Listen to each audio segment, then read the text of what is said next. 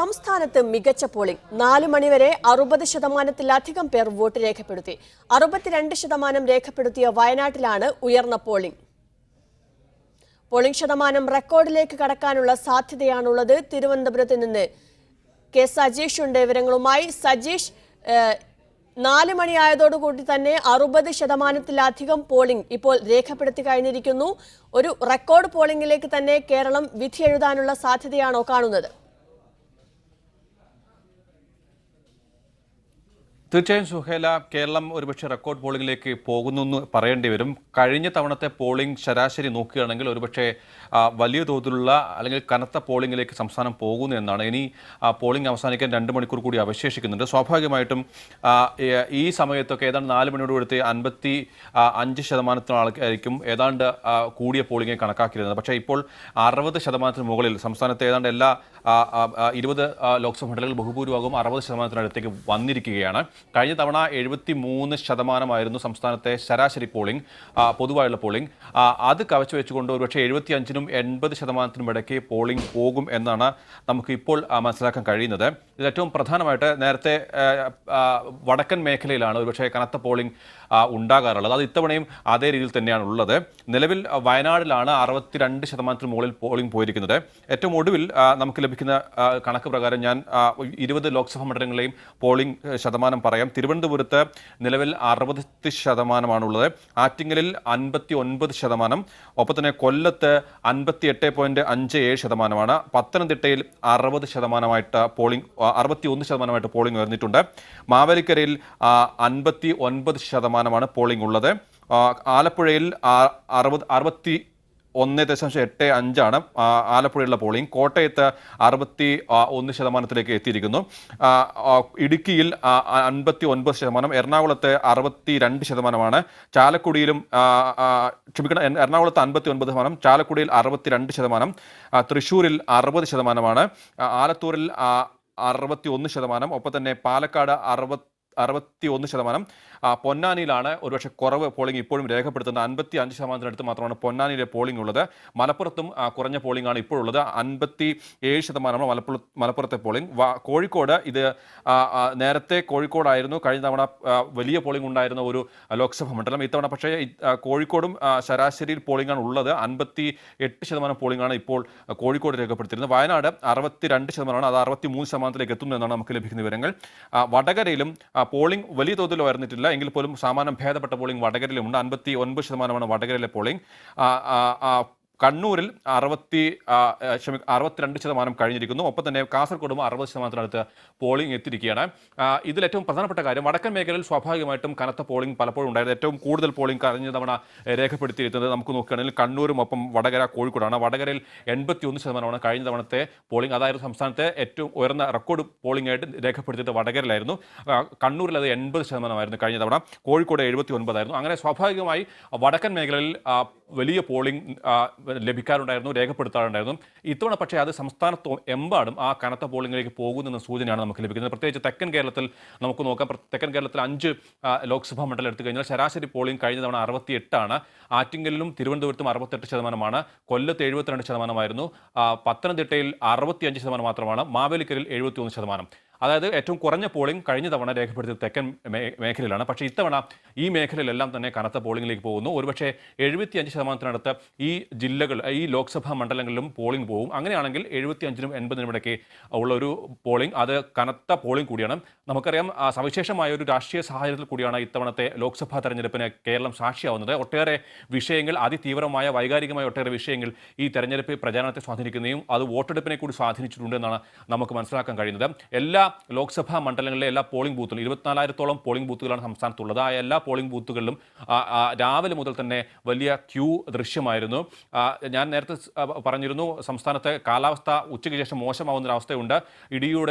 ഇടിയും മഴയും ഒക്കെ ഉണ്ടാകുന്ന അവസ്ഥയിൽ അതുകൂടി കണക്കിലെടുത്താണ് വോട്ടർമാർ രാവിലെ എത്തിയതായിരുന്നു നമ്മളുടെ ഒരു പ്രാഥമികമായ വിലയിരുത്തൽ. പക്ഷേ അതെല്ലാം തിരിച്ചുകൊണ്ട് കനത്ത ചൂടിലും വെയിലുമെല്ലാം വകവെക്കാതെ തന്നെ ഇപ്പോഴും നീണ്ട ക്യൂ പല പോളിംഗ് ബൂത്തുകളിലും ദൃശ്യമാണ്.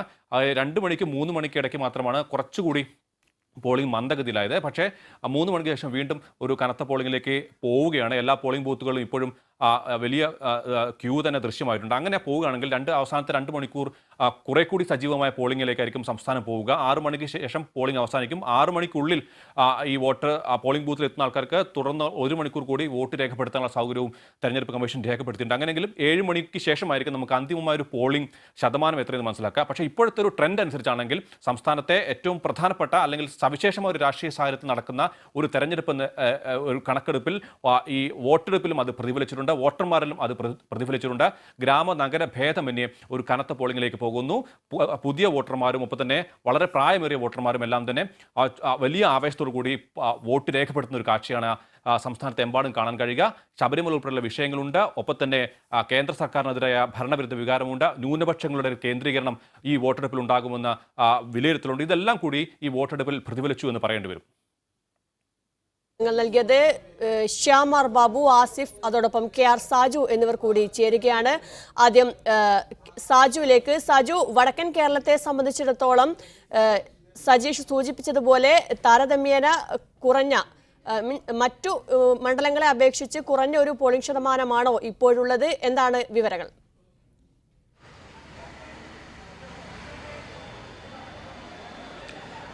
സുഹൈല, വടക്കൻ കേരളത്തിലെ താരതമ്യേന കുറവ് എന്ന് നമുക്ക് വിശേഷിപ്പിക്കാനാവില്ല എന്നുള്ളതാണ് വസ്തുത. കഴിഞ്ഞ തവണത്തെ പോളിംഗ് ശതമാനത്തിന് അടുത്തേക്ക് എത്തുന്ന രീതിയിൽ തന്നെയാണ് ഇപ്പോൾ വടക്കൻ കേരളത്തിലെ പോളിംഗ് ശതമാനത്തെ നമ്മൾ കണക്കാക്കേണ്ടത്. ഇനിയും 2 മണിക്കൂർ വോട്ടെടുപ്പ് അവസാനിക്കാൻ ബാക്കി കിടപ്പുണ്ട്. നമ്മൾ പരിശോധിച്ചാൽ കഴിഞ്ഞ തവണ 79.79 ആയിരുന്നു കഴിഞ്ഞ ലോക്സഭാ തെരഞ്ഞെടുപ്പിൽ കോഴിക്കോട്ടെ പോളിംഗ് ശതമാനം. 2016 നിയമസഭാ തെരഞ്ഞെടുപ്പിൽ അത് 78.83 കുറയുകയും ചെയ്തിരുന്നു. ഏതാണ്ട് അതിനടുത്തേക്ക് ഇപ്പോൾ എത്തുമെന്നാണ് നമ്മൾക്ക് ലഭ്യമാകുന്ന സൂചനകളിൽ നിന്ന് നമ്മൾ വായിച്ചെടുക്കേണ്ടത്. കാരണം ഇപ്പോൾ ഏതാണ്ട് 60% പിന്നിട്ടിരിക്കുന്നു. അത് തന്നെ 3 മണി വരെയുള്ള കണക്കാണ്, 4 മണി വരെയുള്ള കണക്കല്ല എന്നുള്ളതാണ് നമുക്ക് ഇപ്പോൾ ലഭിക്കുന്ന ഔദ്യോഗിക വിവരം. അതും കൂടെ ചേർക്കുമ്പോഴേക്കും കോഴിക്കോട്ടേത് ഏതാണ്ട് കഴിഞ്ഞ തവണത്തേതിന് സമാനമായ രീതിയിൽ തന്നെ പോളിംഗ് ശതമാനം എത്തിച്ചേരും എന്ന് കണക്കാക്കാം. വടകരയും കണ്ണൂരും നമ്മൾ പരിശോധിക്കുമ്പോൾ അത് രണ്ടും കഴിഞ്ഞ തവണ വടകര 81.37% ആയിരുന്നു ലോക്സഭാ തെരഞ്ഞെടുപ്പിൽ വടകര രേഖപ്പെടുത്തിയ പോളിംഗ് ശതമാനം. വടകരയിലും അതിലേക്ക് എത്തുമെന്ന് തന്നെയാണ് സൂചനകൾ. വടകരയിലെ തലശ്ശേരി, കൂത്തുപറമ്പ് മേഖലകളിൽ, അതുപോലെ നാദാപുരം മേഖലകളിലൊക്കെ കനത്ത പോളിംഗ് ഈ സമയത്ത് രേഖപ്പെടുത്തുന്നുണ്ട്.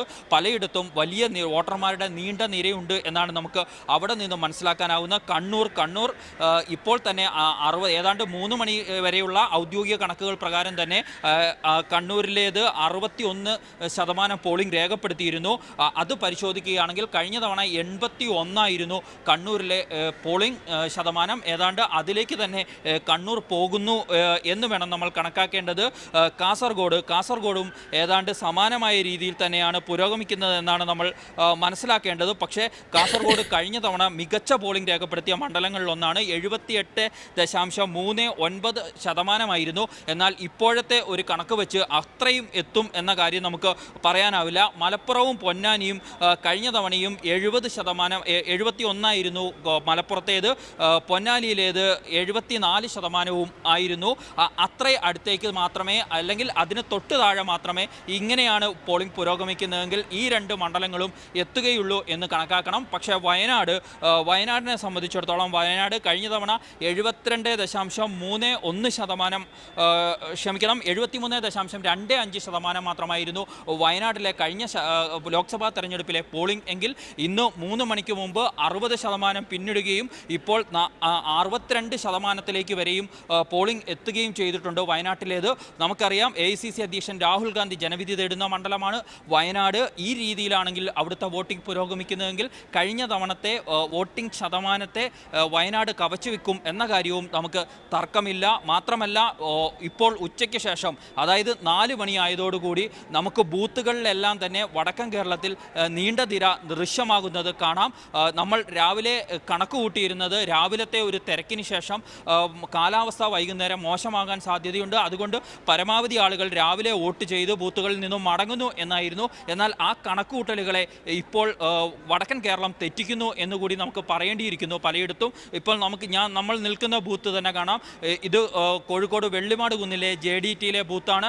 ഇവിടെ 5 ബൂത്തുകൾ ഉള്ള ഒരു പോളിംഗ് കേന്ദ്രമാണ്. ഇവിടുത്തെ ഓരോ ബൂത്തിലും ഇതുപോലെ തന്നെ നീണ്ട നിര നമുക്ക് ദൃശ്യമാണ്. ഇത്തരത്തിൽ നഗര ഗ്രാമ വ്യത്യാസമില്ലാതെ തന്നെ വോട്ടർമാരുടെ നീണ്ട നിര വൈകുന്നേരമായതോടുകൂടി രൂപപ്പെട്ടിരിക്കുന്നു. മറ്റൊരു കാര്യം ശ്രദ്ധിക്കേണ്ടത്, വടക്കൻ കേരളത്തിലെ പലയിടങ്ങളിലും വോട്ടിംഗ് യന്ത്രങ്ങളുടെ തകരാറുണ്ടായിരുന്നു രാവിലെ. അതിനെ തുടർന്ന് വോട്ടിംഗ് മന്ദഗതിയിലായിരുന്നു അവിടങ്ങളിൽ പുരോഗമിച്ചത്. അതുകൊണ്ട് തന്നെ അത്തരം സ്ഥലങ്ങളിൽ 6 മണിക്ക് ശേഷവും വോട്ടർമാരുടെ നീണ്ട നിര തുടരാനുള്ള സാധ്യതകളുണ്ട്. അതെല്ലാം കൂടി കണക്ക് കൂട്ടി നമ്മൾ എടുക്കുമ്പോഴേക്കും ഒരുപക്ഷെ കഴിഞ്ഞ തവണത്തെ പോളിംഗ് ശതമാനം പലയിടങ്ങളിലും അതിന് മുകളിലേക്ക് പോകാനുള്ള സാധ്യതകൾ നമുക്ക് വടക്കൻ കേരളത്തിലും തള്ളിക്കളയാനാവില്ല. വടക്കൻ കേരളത്തിലെ പക്ഷേ വലിയൊരു കുതിപ്പ് പോളിംഗ് ശതമാനത്തിൽ കഴിഞ്ഞ തവണത്തേക്കാൾ ഉണ്ടാകുമെന്ന് കണക്കാക്കാനാവില്ല. കാരണം വടക്കൻ കേരളം സാധാരണഗതിയിൽ തന്നെ മികച്ച പോളിംഗ് ശതമാനം തെക്കൻ കേരളത്തെക്കാളും മധ്യ കേരളത്തെക്കാൾ പോളിംഗ് ശതമാനത്തിൻ്റെ ശരാശരി പരിശോധിച്ചാൽ വലിയ രീതിയിൽ ഉയർന്നു നിൽക്കാറ് തന്നെയാണുള്ളത്. അപ്പോൾ അതിൽ നിന്നും വലിയ ഒരു ഉയർച്ച വടക്കൻ കേരളത്തിൽ ഉണ്ടാവില്ല. പക്ഷേ ചില മണ്ഡലങ്ങളിലെങ്കിലും കഴിഞ്ഞ തവണത്തേക്കാൾ കൂടിയ പോളിംഗ് ശതമാനത്തിലേക്ക് പോകും. വയനാട് അടക്കമുള്ള ഇടങ്ങളിൽ അത്തരത്തിലായിരിക്കും മുന്നോട്ട് പോകുന്നത് എന്ന് നമുക്ക് കണക്കാക്കേണ്ടി ഇരിക്കുന്നു. അതുകൊണ്ട് തന്നെ വടക്കൻ കേരളത്തിൻ്റെ എല്ലാ മത്സരരംഗത്ത് എല്ലാവിധമുള്ള വീറും വാശിയും ഉണ്ടായിരുന്നു. ഓരോ മണ്ഡലം എടുത്ത് നമ്മൾ പരിശോധിച്ചാലും ആ വീറും വാശിയെയും വോട്ടർമാരും ഉൾക്കൊണ്ടിരിക്കുന്നു. അവർ ജനാധിപത്യത്തിൻ്റെ മഹോത്സവത്തെ ഉത്സവമാക്കി അവരും മാറ്റിയിരിക്കുന്നു. അതുകൊണ്ടാണ് വോട്ടർമാർ വലിയ തോതിൽ പോളിംഗ് ബൂത്തുകളിലേക്ക് ഓടിയെത്തുന്നത്. പ്രത്യേകിച്ച് നമ്മൾ കോഴിക്കോടൊക്കെ പരിശോധിച്ചാൽ ഇപ്പോൾ നേരത്തെ രാവിലെ തീരദേശ മേഖലയിലും അതുപോലെ നഗരത്തിൻ്റെ ചില ഭാഗങ്ങളിലായിരുന്നു വോട്ടർമാരുടെ നീണ്ട നിരയെങ്കിൽ ഇപ്പോൾ ഏതാണ്ട് എല്ലാ ബൂത്തുകളിലും വൈകുന്നേരമായതോടുകൂടി വോട്ടർമാർ കൂടുതലായി വോട്ട് ചെയ്യാൻ എത്തുന്നതാണ് നമുക്ക് കാണാനാവുന്നത്. അതുകൊണ്ട് തന്നെ വലിയ പോളിംഗ് ശതമാനത്തിലേക്ക്, മികച്ച പോളിംഗ് ശതമാനത്തിലേക്കായിരിക്കും വടക്കൻ കേരളവും പോകുന്നതെന്ന് തന്നെയാണ് നമുക്ക് ഇപ്പോൾ ലഭ്യമാകുന്ന സൂചനകൾ. സാജു ആണ് വടക്കൻ കേരളത്തിന്റെ വിവരങ്ങൾ നൽകിയത്. ആസിഫ് മുഹമ്മദ് ഉണ്ട് കൊച്ചിയിൽ നിന്ന് മധ്യ കേരളത്തിലെ വിവരങ്ങളുമായി. ആസിഫ്, ഏറ്റവും പുതിയ വിവരങ്ങൾ എന്താണ്? വോട്ടിംഗ് മെഷീനിലെ പ്രശ്നങ്ങൾ എത്രത്തോളം മധ്യ കേരളത്തെ ബാധിച്ചിട്ടുണ്ട്?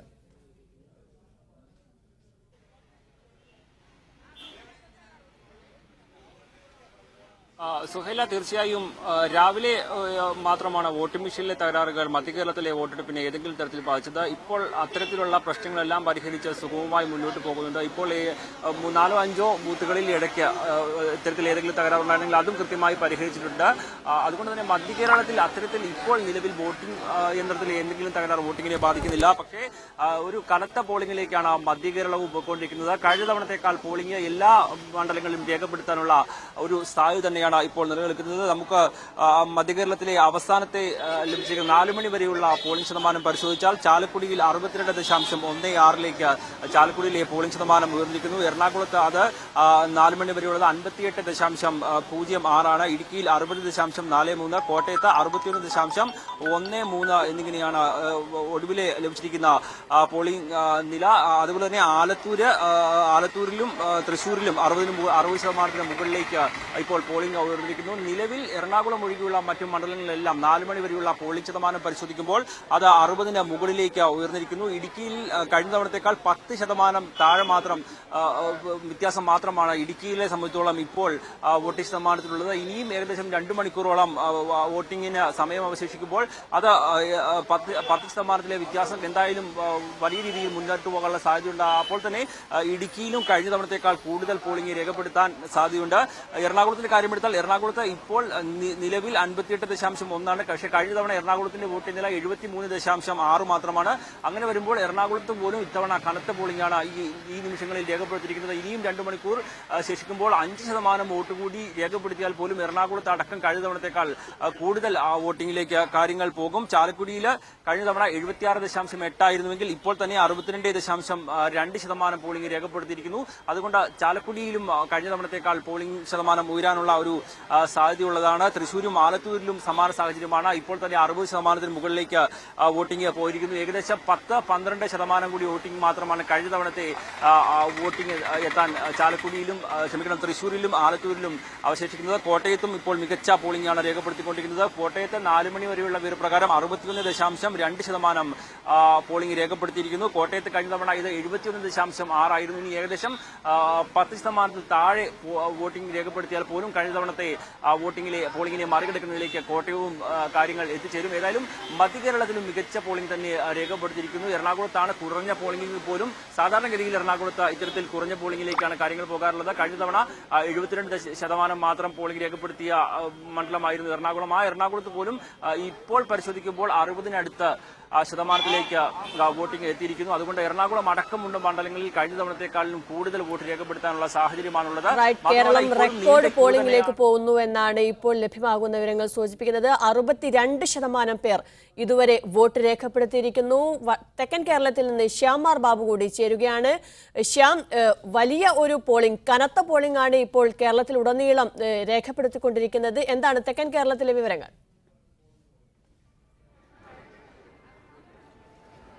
തെക്കൻ കേരളത്തിലും സമാനമായ സാഹചര്യമെന്ന് തന്നെ പറയേണ്ടി വരും. സാധാരണഗതിയിൽ അതായത് 2014 ലോക്സഭാ തെരഞ്ഞെടുപ്പിൽ തെക്കൻ കേരളത്തിൽ ഏറ്റവും അധികം വോട്ട് പോൾ ചെയ്തത് കൊല്ലം പാർലമെന്റ് മണ്ഡലത്തിലായിരുന്നു.